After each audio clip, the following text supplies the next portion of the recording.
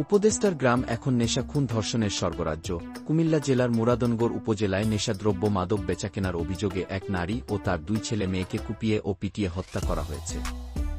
এ ঘটনায় আহত হয়েছেন ওই নারীর আরেক মেয়ে। আজ বৃহস্পতিবার সকালে মুরাদনগর উপজেলার আকপুর ইউনিয়নের কড়াইবাড়ি গ্রামে এ ঘটনা ঘটে।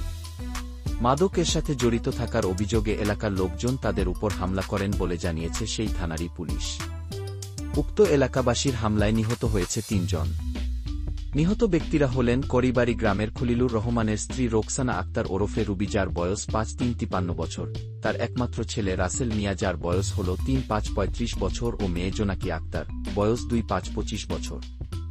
এছাড়াও গুরুতর আহত হয়েছেন রোকসানার আরেক মেয়ে রুমা আক্তার, বয়স 3-0 বছর। মা, ছেলে ও 2 মেয়ে এই অসামাজিক কাজের নেশা জাতীয় জিনিস বিক্রির সাথে ভয়ঙ্করভাবে জড়িত ছিল। একই কারণে গ্রামের অনেক ছেলেরা তো আছেই, সাথে সাথে মেয়েরাও ওই অসামাজিক কাজের সাথে বা অসামাজিক কাজের সাথে নিজেদের জড়িত করে ফেলেছে। বিগত 1 বছর ধরে এই বেআইনি ব্যবসার কারণে এই উপজেলার সাথে অন্য উপজেলা থেকেও বিভিন্ন বয়সের পুরুষ মানুষ রিকশা, মোটর সাইকেল, সিএনজি ভাড়া করে উক্ত মহিলার কাছে এসে গাঁজা, ফেনসিডিল, ইয়াবাসহ নেশা জাতীয় সামগ্রী ক্রয় করে নিয়ে যায় বা কিনতে আসত। সেই সময় উক্ত এলাকার সাধারণ পরিবারের মেয়েরা হেনস্থার শিকার হতো, যার ফল হিসাবে দেখা গেছে গত কদিন আগে পরকীয়ার দায়ে এক মহিলাকে গণধর্ষণ করা হয়েছে। এই এলাকাটা মূলত বর্তমান ইউনূস সরকারের উপদেষ্টা আসিফ মাহমুদ সজীবের গ্রামের বাড়ি। সেখানে প্রতিনিয়ত ঘটে যাচ্ছে অনিয়ম, অরাজকতা। এলাকার উঠতি বয়সের ছেলেরা প্রায় 9-5 এই নেশার সাথে জড়িত হয়ে পড়েছে। তাদের অভিভাবকেরা একেবারেই দিশেহারা হয়ে পড়েছে। সত্য হল, গত 1 বছর হল কখনো ভাবতে পারেনি হাসিনাকে ক্ষমতা ছেড়ে পালাতে হবে, ঠিক তেমনি হয়তো ওই মহিলা ও তার পরিবার ভাবতেও পারেনি তাদের এলাকার সাধারণ মানুষ একসাথে হয়ে নেশা বিক্রির মহিলার বাড়িতে হামলা দিবে এবং তাদের হত্যার শিকার হতে হবে, দুনিয়া ছাড়তে হবে। আল্লাহর মার দুনিয়ার বার। এ সম্পর্কে মুরাদনগরের বাঙ্গরা বাজার থানার ভারপ্রাপ্ত কর্মকর্তা ওসি মাহফুজুর রহমান বলেন, পরিবারটির বিরুদ্ধে দীর্ঘদিন ধরে মাদক বিক্রির সাথে সংশ্লিষ্টতার অভিযোগ রয়েছে। এর জের ধরেই এলাকাবাসী তাদের বাড়িতে হামলা চালিয়ে তাদেরকে মারাত্মকভাবে পিটিয়ে ও কুপিয়ে 3 জনকে হত্যা করেছেন বলে প্রাথমিকভাবে জানতে পেরেছি। ঘটনাটি তদন্ত করে দেখছি। দুপুর 12টার দিকে ঘটনাস্থলে থাকা OC Mahfuzur Rahman Square Live টিভিকে বলেন, আজ সকালে খবর পেয়ে আমরা ঘটনাস্থলে গিয়ে দেখি একসঙ্গে 3টি মরদেহ মাটিতে পড়ে রয়েছে। তাদের গণপিটুনি ও কুপিয়ে হত্যা করা হয়েছে। মরদেহ উদ্ধার করে ময়নাতদন্তের জন্য কুমিল্লা মেডিকেল কলেজ হাসপাতালের মর্গে পাঠানোর প্রক্রিয়া চলছে। ঘটনাস্থলে পুলিশের একাধিক টিম কাজ করছে।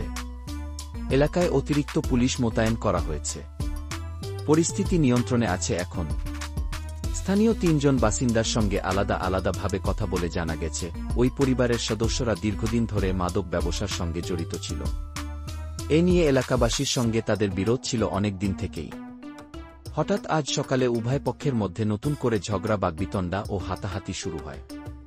এক পর্যায়ে উত্তেজিত অবস্থা মাত্রার বাইরে হওয়ায় উপস্থিত লোকজন ওই পরিবারের সকলকে গণপিটুনি ও কুপিয়ে তাদের হত্যা করে।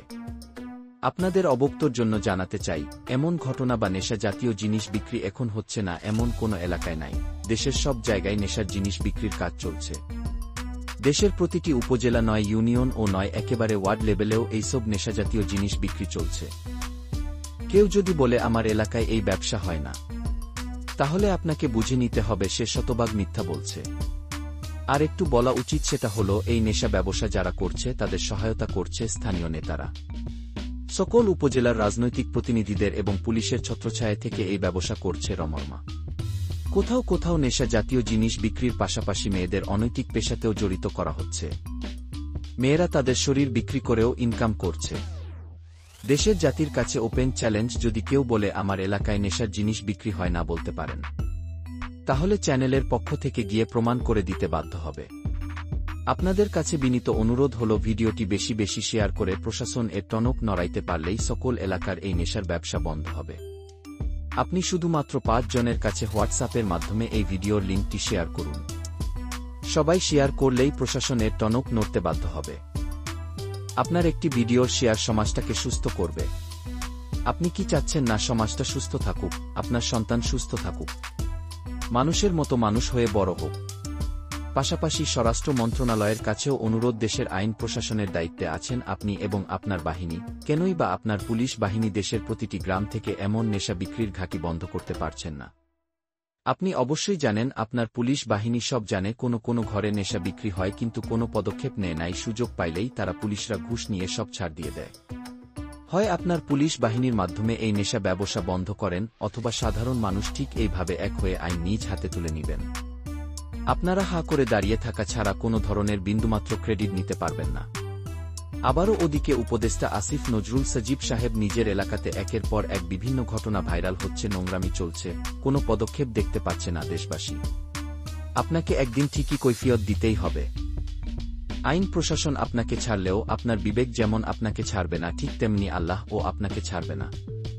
নিজের এলাকায় সুশাসন প্রতিষ্ঠা করতে পারছেন না, তাহলে দেশে কিভাবে সুশাসন তৈরি করবেন?